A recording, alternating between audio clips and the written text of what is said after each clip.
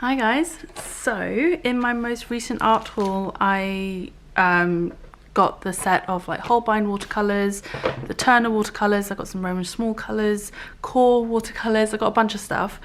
But what I forgot to do is I haven't gone through and made my swatch cards of them yet, and I create these swatch cards for all the colours I've ever had. Some of them I don't have anymore because I've like sold them on or whatever, but I keep a swatch card of all of them in like a little binder so that I can keep an eye, so I can compare them together and stuff like that.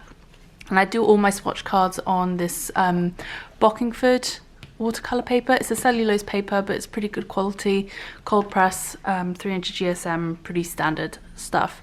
So I have a few left over from the last time I made some swatch cards, but I'm going to need more than this because there was a lot of watercolours in that last haul.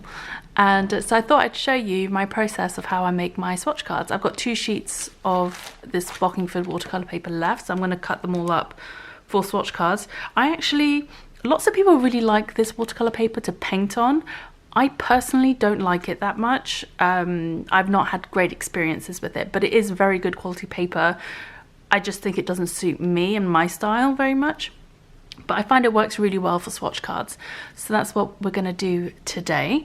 I have most of my stuff around me set up, ready to go.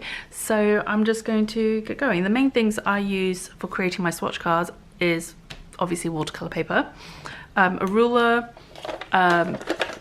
paper cutting thing. I can't remember what this is called now, like a paper cutter. There we go. A permanent pen, Sharpie, a waterproof pen for writing on the swatch cards, and then obviously paintbrush, water, and your paints. So I will have everything that I talk about in this video linked below in the description box in case you want to get any of the supplies like the paper cutter, the paper, watercolors, etc. And excuse the fact that I have a messy desk. I've been doing lots of splattering recently with white gouache. So okay, let's get to it. So I think I might switch to a voiceover for this part and speed it up just a little bit so we're not sat here forever watching me cut paper. Okay.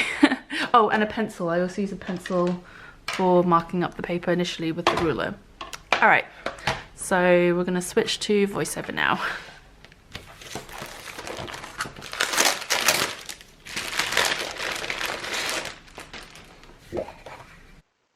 Okay, hi guys.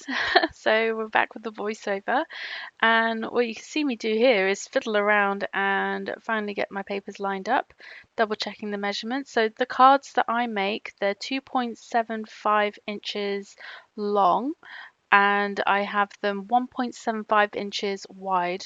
I can't remember what that is in centimeters now. I kind of flip back and forth between inches and centimeters, even though I'm in the UK. So I'm now measuring up the second sheet the same way. So I just put little notches on either end of the paper along the long edges, and then use my ruler to just draw lines between them. And then what I do is I take my Sharpie, in this case, or whatever sort of black permanent marker you want to use, and I sort of just line up my ruler with those pencil lines and then just draw on one side and then draw a line down with the Sharpie along the other side of the ruler, just so that they're all roughly the same distance away from what will be the edge of the little cards. And so from each sheet I get 1, 2, 3, 4, 5, 6, I get 36 cards. Sorry, I had to count there for a second. So I get 6 rows of cards, and out of each row I can get 6 cards. So 6 times 6, 36. And here I am just lining up the pencil lines with my paper cutter and cutting the strips. Now what I've done with my paper cutter is I've actually gone with like a white paint pen, a Posca pen I think it was, and I've marked up all the 1.75 increment markings. So all I have to do when I'm making my swatch cards is just line up the cards with those predetermined marks on my paper cutter, so I don't have to like measure it out each time.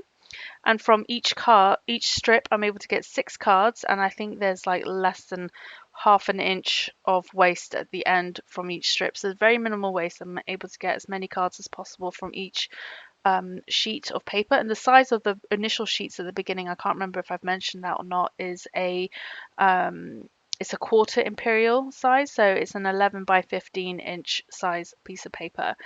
And yeah, so here I am just finishing off all of these little things. I have a little folder that I put these swatch cards in, and that's the size of the pockets is what the size of the cards I've made to fit in those pockets. Sorry, that was a complicated way of explaining that, but I hope you understood what I was trying to say there.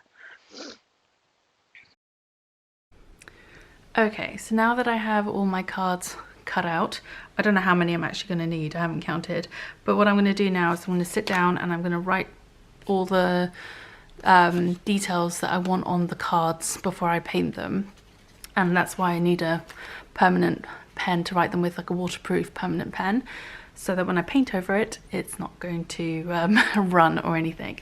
So I've got my swatch cards that I did for the Holbein watercolours and the Turner watercolours here, because I have all the pigment information on here as well, so I don't have to get the tubes out, which is handy. And then I have a few others that I got. I have the Roman small paints, and I have a couple of other tubes of paints here that I need to swatch as well. So then I'll write those out, and I think I have the core paints as well to do. So I'm going to do all of that off camera, just because it's going to take me a while and I don't want you to have to sit here and watch me write out a bajillion things. And then when we come back, I'll show you what information I include on the cards, and then we'll go through and swatch everything. So I'll see you guys. Well, for you, it'll be a couple of seconds. For me, it'll probably be closer to like an hour, maybe. I don't know how long it's going to take me to write all of these out. I'm pretty, I try to keep it neat, and that slows me down. So we'll see. See you guys in a minute. Okay, so that didn't take as long as I thought it would. It only took 20 minutes, so I guess that's not too bad. Okay, so I've got the Roman small ones lined up with their respective swatch cards, and these two are the tubes I got. I have a little bit of those squeezed out on this plate, so we're just going to swatch it from there. The core colours, this was the swatch card I did in the swatching video for the haul. There's still some pigment left on this paper, so I'm going to try taking it from here, and if there's not enough, then I'll take it from the tube. And the Holbein and Turner colours, well, those are already paletted, so I'll take those straight from the palette. Okay, so let's do this. I'm going to try and zoom you guys in so you can see the actual cards a little bit better. I'll have you zoomed in there a little bit so you can hopefully see better. Again, excuse the messy background there.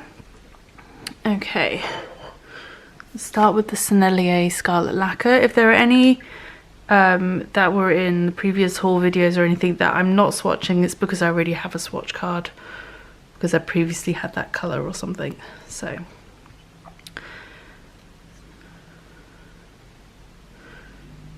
I start with like a pigmented heavy wash at the top. Sorry, that noise was my cat.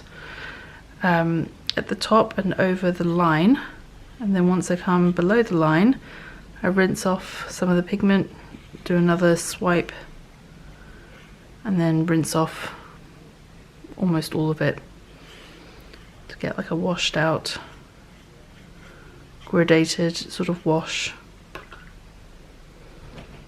all the way to the bottom. Okay, I can hear my cat is trying to get onto the table, which is not going to happen right now.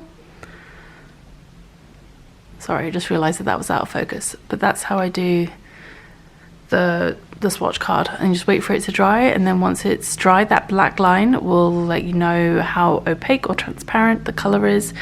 And again, also by having the pigment number at the bottom of the swatch, you can also see how transparent the color is when it's in a lighter wash. So it's just a good way of being able to see both options there. Now some people will go back once it's dry and do like a glaze swatch over the top. I don't do that. I don't have the patience to come back and do that a second afterwards. But yeah, so I'm just going to move this one out of the way. And so then now we're going to do the Rembrandt Dusk Yellow.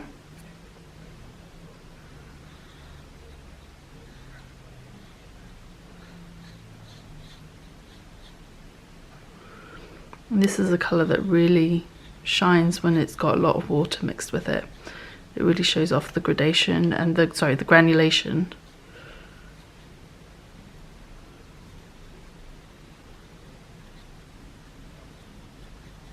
Okay, hi guys. Popping in with a voiceover for the rest of this video because otherwise we're going to be sat here for ages. I wanted to speed this up because there are a lot of swatch cards to go through. I've now moved on to the Roman small colours. um, I realise I haven't actually explained what information I put on my swatch cards. So I start with the brand name at the top. So you can see that it says Roman small, and then I put the pigment or the colour name, which thing in this case is deep green gold.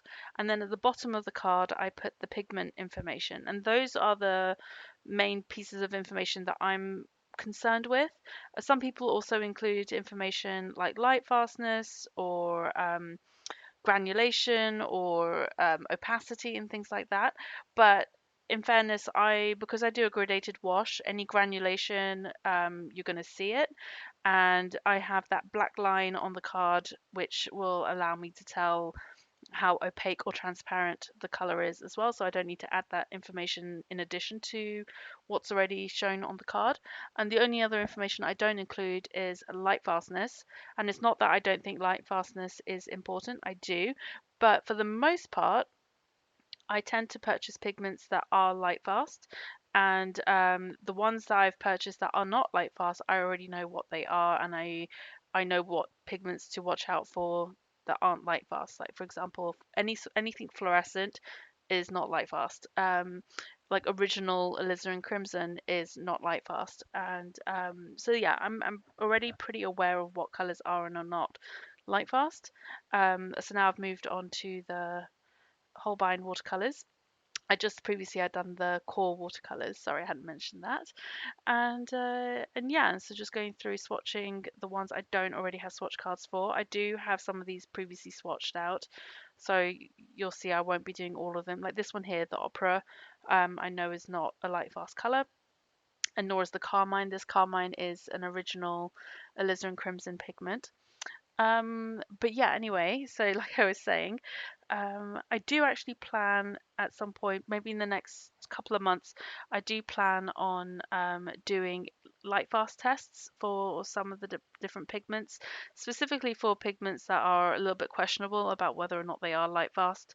And I would like to do a little test and find out for myself in my own climate and where I live, especially with the summer coming up. I figure it'd be a good time to do some light fast testing. Specifically, pigments I'm thinking about are things like Prussian blue. I love Prussian blue, but it has questionable light fastness, and I'd love to find out which brand has the best sort of Prussian blue for light fastness and things like that. But yeah, so if I do that, I will definitely film it and share the results of that video as well with you guys, or results of that test rather. So yeah, now moving on to the Turner watercolors, and I am swatching all of those as well. And yeah, this palette is held up pretty well. I'm not sure if you can tell or not, or I'm not sure if it actually shows in this video, but since I've been using it quite a bit, and I have noticed that some of the colors have cracked a little bit more over time as they've dried out a bit more. Like I said, doesn't bother me a huge amount, doesn't affect how well the paints work. And yeah, I still think they are a great affordable, like entry level artist quality paint, if they are affordable in your area. And specifically some of their specialty colors like that turquoise blue, the Maya blue, the Mars black, they're a really good deal compared to other brands that offer those pigments as well. All right, so we're coming up towards the end of the video now. I wanted to thank you so much for joining me today. If you do like this video, please consider liking it and subscribing to the channel so you can get updates when I post new videos. All right, and here are the final dried swatch cards. Thank you so much for joining me today. I will see you guys again soon. All right, bye.